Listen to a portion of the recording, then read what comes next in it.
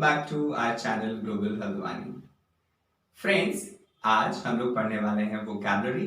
और वोकैबलरी एक ऐसा पार्ट है जो हमारी इंग्लिश की जान होती है, हमारी भाषा की जान होती है। हम अपनी भाषा में जितने ज्यादा अच्छे शब्दों का इस्तेमाल करते हैं, हमारी भाषा उतनी ही मजेदार और आकर्षक होती है। तो इसी चीज को ध्यान में रखते हुए आज की क्लास को प्लान किया गया है। और आज हमारी क्लास में हम कुछ ऐसे वोकैबलरी पढ़ने जा रहे हैं जो हमारी इंग्लिश को ज्यादा अट्रैक्टिव बनाते हैं। तो बड़े ही इंटरेस्टिंग वर्ड हैं जो हम पढ़ने वाले हैं फ्रेंड्स, तो कहीं जाइएगा नहीं, watch the video till the end. I am sure आपको बहुत मजा आने वाला है। तो चलिए हमारी हमारी वोकैबलरी की जो सीरीज है उसे हम शुरू करते हैं। तो फ्रेंड्स, हमारा जो पहला वर्ड है आज का, जो हमारा पहला वर्ड है वो है मटन हेड। हम मटन हेड की बात कर रहे हैं, मटन की बात कर रहे हैं। मुंह में पानी जरूर आया होगा मटन का नाम सुनकर। फिलहाल यहाँ पर नॉनवेज की बात नहीं हो रही है। मटन हेड एक वोकैबलरी है जो मैं आपको बताने वाला हूं दोस्तों। चलिए मटन हेड का मतलब समझते हैं। तो फ्रेंड्स, मटन हेड एक नाउन है और मटन हेड का लिटरली अगर मीनिंग देखा जाए तो मटन हेड का मतलब होता है मूर्ख, फुलिश, राइट। तो एक इंसान जो मूर्ख हो, जो बहुत ही बुद्धू हो, जिसके दिमाग में कुछ ना हो, उसको हम बोलते हैं मटन हेड। तो अगर आपके घर में, आपके आस पड़ोस में कोई ऐसा इंसान है जिसके दिमाग में कोई बात घुसती ना हो, जिसको कुछ समझ में ना आता हो, तो उसके लिए ये वर्ड बिल्कुल फिट बैठता है। अक्सर कई बार ऐसा होता है, मम्मी पापा भी हम लोगों को मटन हेड बना देते हैं। अक्सर मम्मी कहती है कि तुम तो बिल्कुल मूर्ख हो, तुम्हें तो कुछ आता ही नहीं है, you are a mutton head. Yes. तो इसी तरह से फ्रेंड्स ऐसे बहुत सारे और इंटरेस्टिंग वर्ड्स हैं जो हम लोग डिस्कस करने वाले हैं। अगला वर्ड हमारा है वो है चिकन हार्टेड। तो आपने सोचा होगा सर आज जो है बार बार नॉनवेज की बात कर रहे हैं, तो of course mutton and chicken आपको खाने में तो बहुत अच्छा लगता होगा, लेकिन इन्हीं से रिलेटेड बहुत सारे ऐसे वर्ड्स हैं जो हम अपनी भाषा में इस्तेमाल करते हैं जिससे हमारी इंग्लिश और बेहतर होती है। तो हमारा जो अगला वर्ड है दोस्तों वो है चिकन हार्टेड। और चिकन हार्टेड जो है ये एक एडजेक्टिव है।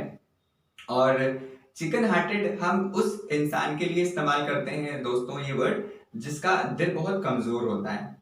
जिस तरह से जो चिकन होता है, जो मुर्गी होती है, उसका दिल बहुत नाजुक होता है, उसी तरह से एक इंसान जिसका दिल बहुत नाजुक होता है उसको हम बोलते हैं चिकन हार्टेड। तो अगर मैं कहूं कि मेरी बहन का दिल बड़ा नाजुक है, वो वायलेंस को देख नहीं सकती, वो जैसे ही वायलेंस, हिंसा वगैरह मार काट देखती है बहुत घबरा जाती है, तो my sister is chicken hearted. तो कहीं आप तो चिकन हार्टेड नहीं है?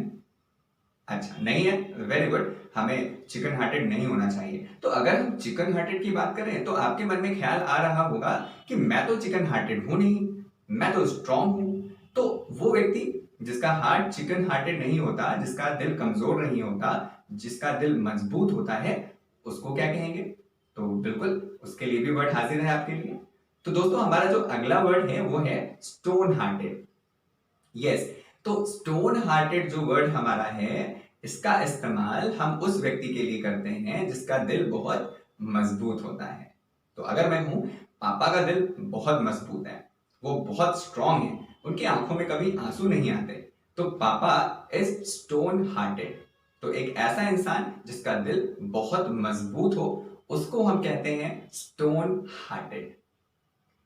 फ्रेंड्स, इसी तरह से ऐसे बहुत सारे हमारे इंटरेस्टिंग वर्ड्स हैं जिनको हम डिस्कस करने वाले हैं। चलिए हमारा जो अगला वर्ड है उसको डिस्कस करते हैं।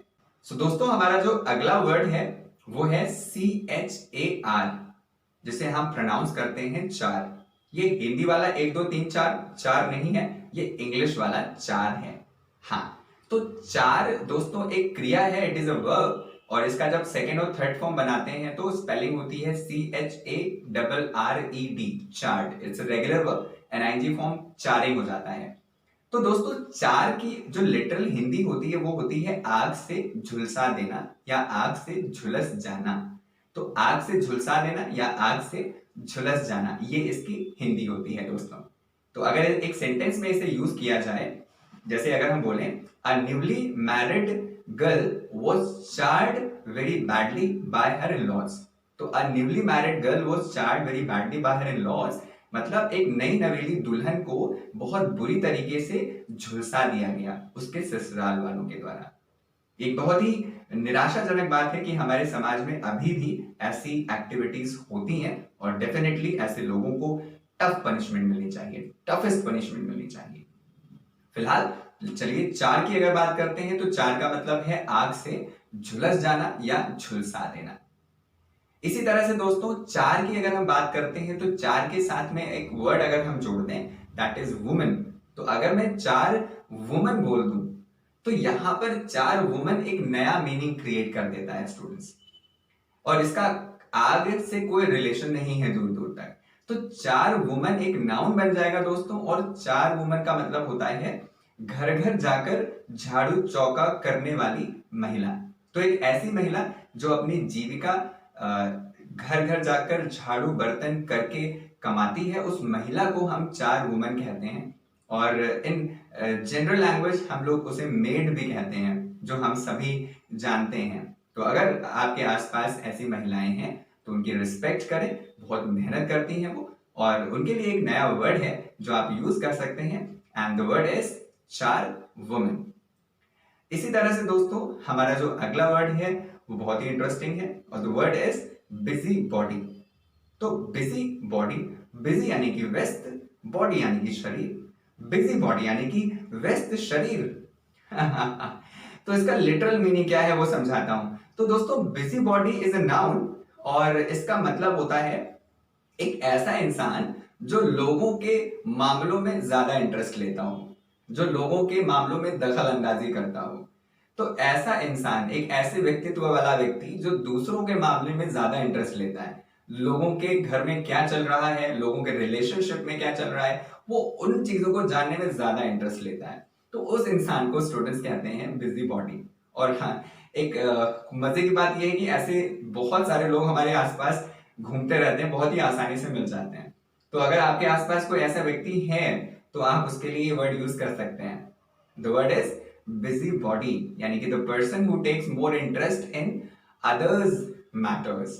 तो लोगों के मैटर में ज्यादा इंटरेस्ट लेने वाला व्यक्ति इज कॉल्ड बिजी बॉडी। दोस्तों इसी तरह से हमारा जो अगला वर्ड है वो भी बहुत ही मजेदार होने वाला है।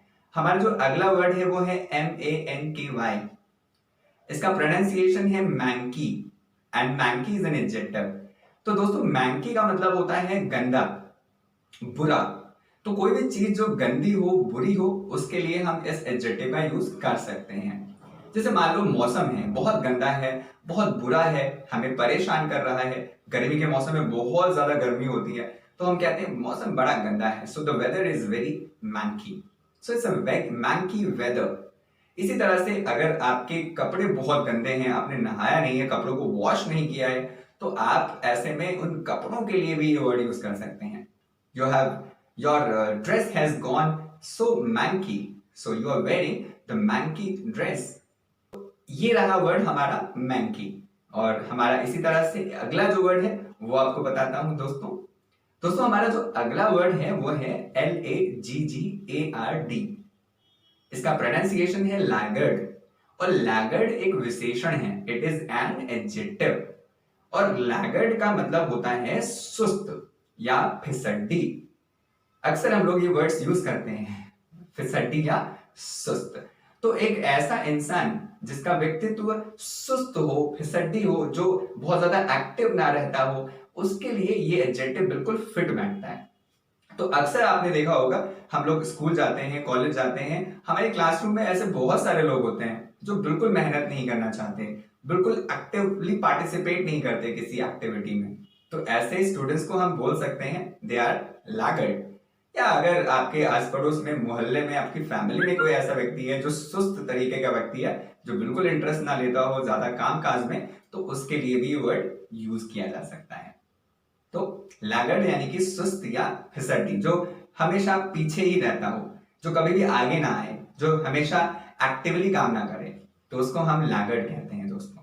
इसी तरह से दोस्तों चलिए हमारे अगले वर्ड को डिस्कस करते हैं, और हम अगला वर्ड लेते हैं। अगला वर्ड है, हाँ, अगला वर्ड हमारा है वेयर अबाउट्स।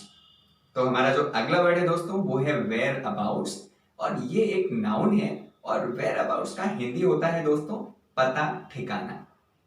तुम्हारा पता ठिकाना क्या है, जरा मुझे भी तो बताओ।